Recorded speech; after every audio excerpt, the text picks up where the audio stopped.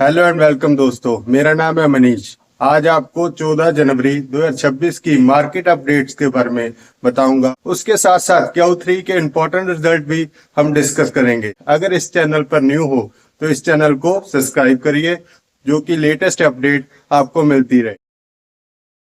आज Nifty 50 66 point गिरकर 25,665 अंक पर बंद हुई। अगर आज के मार्केट की बात करें तो मार्केट डिक्लाइन फेसेस में नीचे ही रही और पोर्टफोलियो का तो बुरा हाल ही आगे की तरह नजर आया, जिसमें निफ्टी 50 की बात करें तो 66 पॉइंट गिरकर 25,665 पे बंद हुई।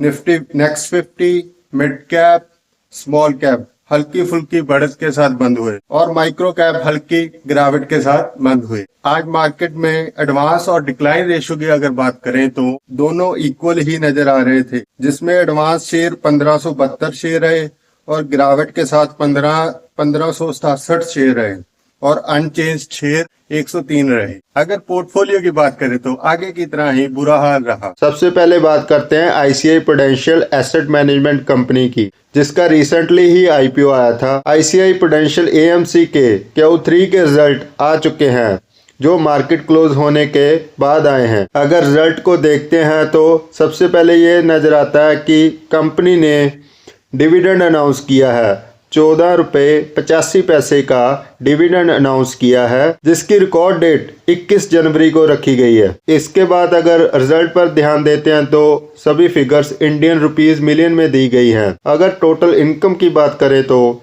60,235 मिलियन रही, जो लास्ट क्वार्टर में 14,913 मिलियन थी और उससे लास्ट ईयर 12,013 मिलियन थी। अगर एक्सपेंसेस की बात करें तो 4,047 मिलियन रहा, जो लास्ट क्वार्टर में 4,023 मिलियन थे और लास्ट ईयर 32 मिलियन थे। इसके बाद अगर नेट प्रॉफिट की बात करें तो 9170 मिलियन रहे, जो लास्ट क्वार्टर में 8354 मिलियन थे और लास्ट ईयर 180 मिलियन थे। रेवेन्यू और नेट प्रॉफिट को देखने से पता चल रहा है कि आईसीआई प्रूडेंशियल एएमसी ने बहुत ही शानदार नतीजे पेश किए हैं। प्रॉफिट बढ़ने से इसका अर्निंग पर शेयर भी बढ़ चुका है। इस क्वार्टर में 18.55 ईपीएस हो गया है, जो लास्ट क्वार्टर में 16.90 था और लास्ट ईयर 12.78 था। आईसीआई प्रूडेंशियल ने बहुत ही धमाकेदार और शानदार रिजल्ट पेश किए हैं। इसके बाद अगर एचडीबी फाइनेंशियल सर्विसेज की बात करें तो इसके भी Q3 के नतीजे आ चुके हैं। ये नतीजे भी मार्केट क्लोज होने के बाद ही आए। इसमें सभी फिगर्स रुपीज इन मिलियन में दी गई है।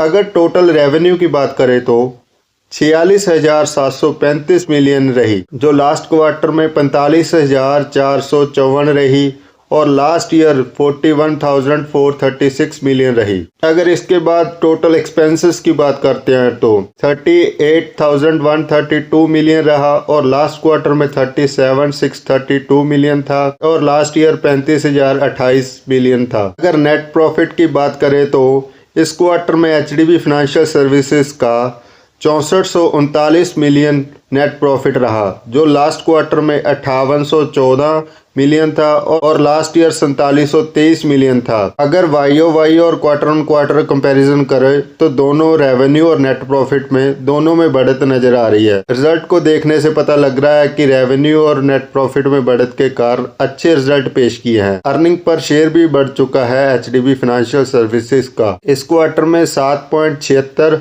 का ईपीएस हो चुका है, जो लास्ट क्वार्टर में 7.01 था और लास्ट क्वार्टर में 5.95 था। अगर इन्फोसिस के Q3 के रिजल्ट की बात करें तो सभी फिगर्स करोड्स में हैं। टोटल सेल्स की बात करते हैं तो 45,479 करोड़ आई है, जो लास्ट क्वार्टर में 44,490 करोड़ थी और लास्ट ईयर 41,764 करोड़ थी। अगर एक्सपेंसेस की बात करते हैं तो इस क्वार्टर में 34,845 करोड़ रहे, जो लास्ट क्वार्टर में 33,955 करोड़ थे। इसके बाद अगर ओपीएम की बात करें तो इस क्वार्टर में 23% रहे, जो लास्ट क्वार्टर में 24% थे और लास्ट ईयर भी 24% थे।